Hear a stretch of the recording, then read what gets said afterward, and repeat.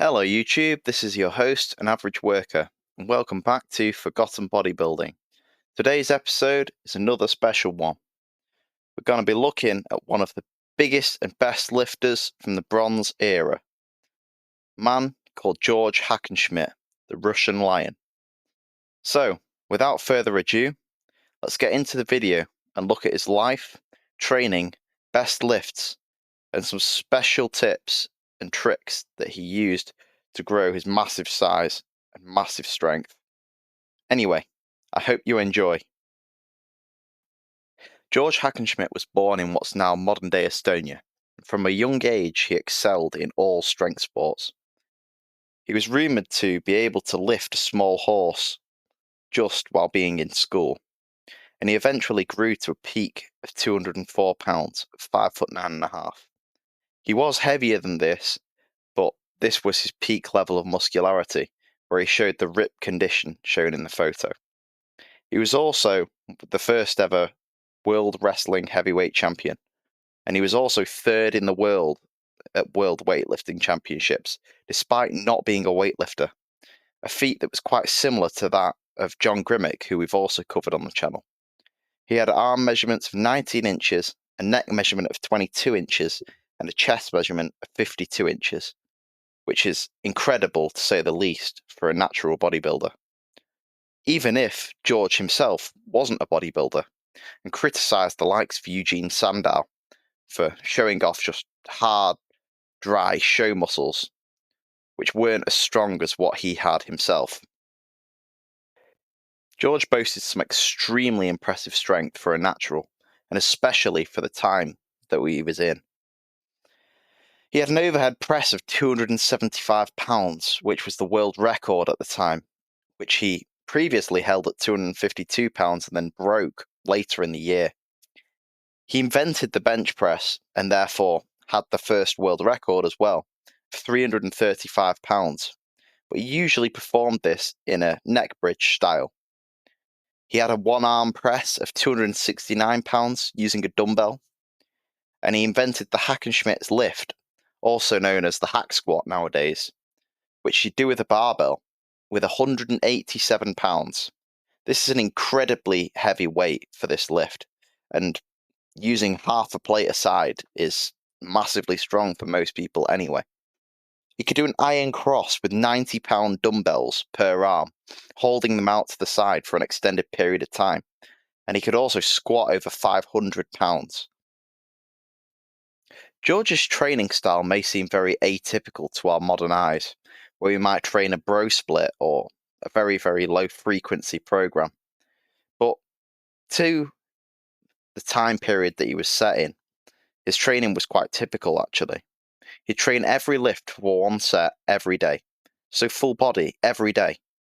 He wouldn't train to failure, but he'd instead progress on reps from 5 to 10 each day, and then add 5 pounds once he got to the end of the rep range. So he'd only add 1 rep per day, and then add 5 pounds. He invented the bench press and the hack squat in order to develop his chest, and had a better developed chest as a result compared to others of the time period.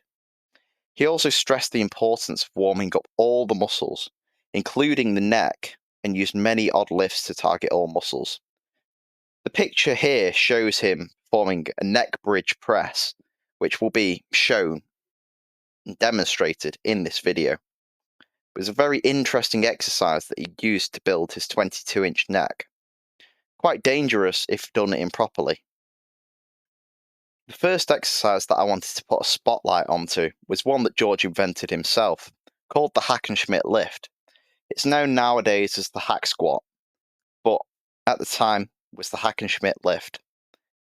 You start by grabbing the barbell and placing it just above the buttocks, and then you push your knees forward and go onto your toes, focusing on the outside of the foot. It's an incredibly hard lift for the quads, and it absolutely trashes them. You need some great knee strength to be able to do this one. But in the same vein, it'll strengthen your knees at the same time. It really targets the same muscles as a sissy squat, and is a great way to actually add weight to a sissy squat. Even though it's very, very hard exercise, I'd recommend starting with body weight. An adaptation of this is what we'd call the modern hack squat machine, which was actually developed from this exercise as a way of making it more accessible to beginners. I would actually recommend using this version over the barbell version, but with an extreme stretch and close-footed stance. Another adaptation would be the behind the back deadlift, as I'm demonstrating here. This allows you to add a lot more weight and provides a greater leg drive than the conventional deadlift. The next exercise I want to demonstrate is the one-arm dumbbell press. It's not one that you see many people do, and it's kind of a hybrid between a dumbbell press and an overhead press, a standing barbell overhead press, that is. It's really good because if you take a lot of spinal fatigue from the barbell overhead press, you can switch to using a dumbbell, and there's less fatigue on your spine, but about the same amount as on the shoulders. You can also get some great unilateral work here.